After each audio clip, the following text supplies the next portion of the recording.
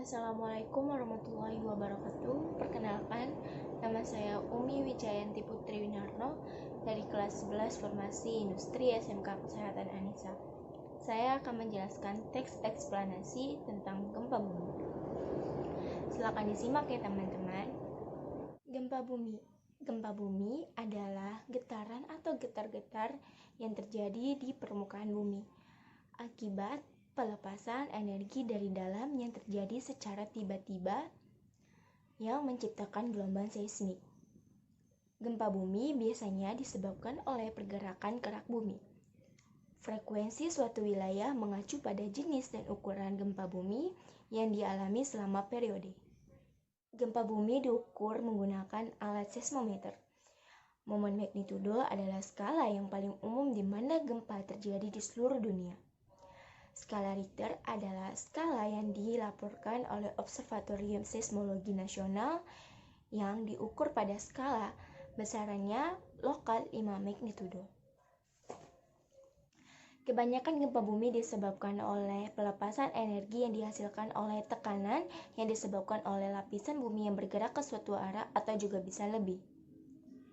Semakin lama tekanan itu kian membesar dan pada akhirnya mencapai keadaan di mana tekanan tersebut tidak dapat tertahankan lagi oleh pinggiran lempengan, maka pada saat itulah gempa bumi terjadi.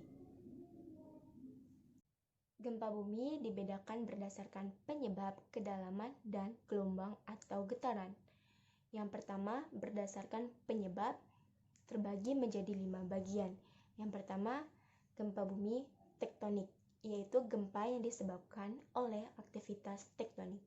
Selanjutnya, gempa bumi tumbukan, yaitu gempa bumi yang disebabkan jatuhnya meteor ke bumi.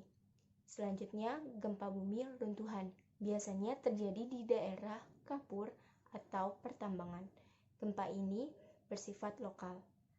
Selanjutnya, gempa bumi buatan yang disebabkan oleh aktivitas manusia. Kemudian gempa bumi vulkanik yang disebabkan oleh aktivitas magma atau sebelum terjadinya gunung meletus.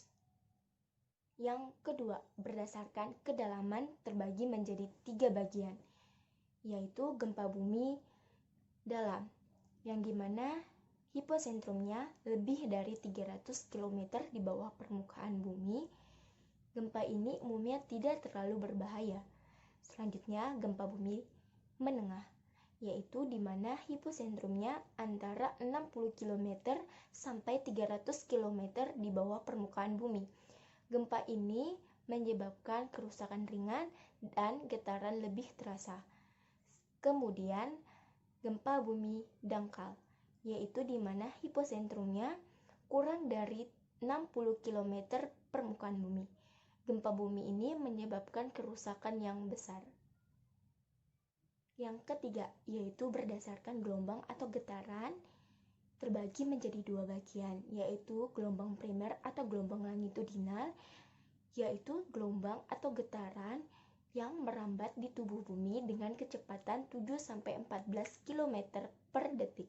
Selanjutnya, gelombang sekunder, yaitu gelombang atau getaran yang merambat seperti gelombang primer dengan kecepatan kurang dari 4-7 km per detik. Gempa yang besar dapat menimbulkan tsunami jika tinggal di daerah pantai atau lautan. Jika terdapat gempa yang besar, harap evakuasi ke tempat yang lebih aman.